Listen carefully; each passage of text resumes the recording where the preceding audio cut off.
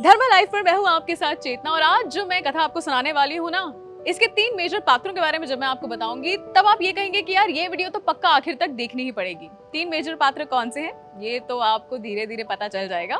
शुरुआत एक सवाल से मैं करना चाहूंगी।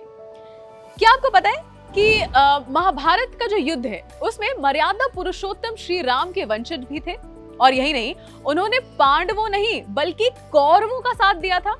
एक ऐसा वीर राजा जिसे रणभूमि में कौरवों की ओर से लड़ते देखकर स्वयं श्री कृष्ण भी हैरान हो गए थे।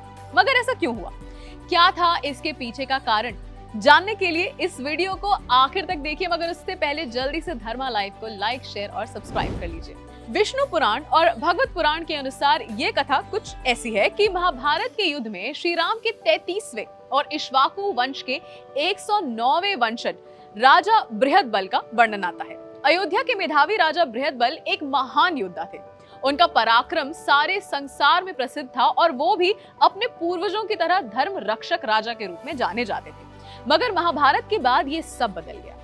कहते हैं बृहदबल के एक गलत निर्णय ने उन्हें इतिहास के पन्नों में अधर्मी बना दिया।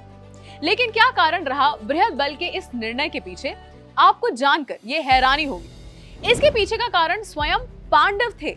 दरअसल महाभारत के समय पर राजसूय यज्ञ होता था। इस यज्ञ में एक घोड़ा छोड़ा जाता था और जिस राज्य से वो घोड़ा निकलता था ना, उस राज्य को उस राजा के अधीन हो जाना होता था। अगर किसी ने उस घोड़े को रोकने का प्रयास किया तो उसे उस राजसूय यज्ञ करने वाले राजा और उसके अधीन आए सारे राज्यों से युद्ध करना पड़ता था।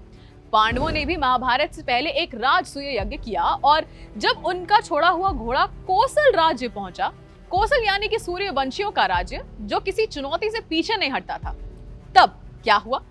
कोसल की राजधानी अयोध्या के नरेश यानी राजा बृहदबल को यह पता चला कि घोड़ा उनके राज्य में पहुंच चुका है, तो उन्होंने उसे रोका और पांडवों को चुनौती दी। इस चुनौती का परिणाम यह हुआ कि भीम के हाथों वो बुरी तरह परास्त हुए। इस कारण उनके मन में पांडवों के लिए अपेक्षा जाग गई। इस आग में घी का काम किया। इसके बाद हुई घटना ने कौरवों की ओर से कर्ण ने दिग्विजय यात्रा निकाली, जिसका मतलब था कि चारों दिशाओं में कौरवों का बोलबाला हो। ऐसे में कर्ण ने पांडवों के अधीन राज्यों को भी मुक्त कराया था, जिसमें से कोसल राज्य भी एक था। उन्होंने इस राज्य को वापस अयोध्या नरेश बृहदबल को सौंप दिया, और इसी कारण मर्यादा पुरुषोत्तम राम के वंशज बृहदबल ने धर्म के युद्ध में अधर्म यानी कौरवों का साथ दिया। हालांकि इसका परिणाम वही हुआ जो सब सोच रहे थे। कुरुक्षेत्र के युद्ध में बृहदबल को अभिमन्यु ने मार गिराया और आखिरकार विजय धर्म की ही हुई।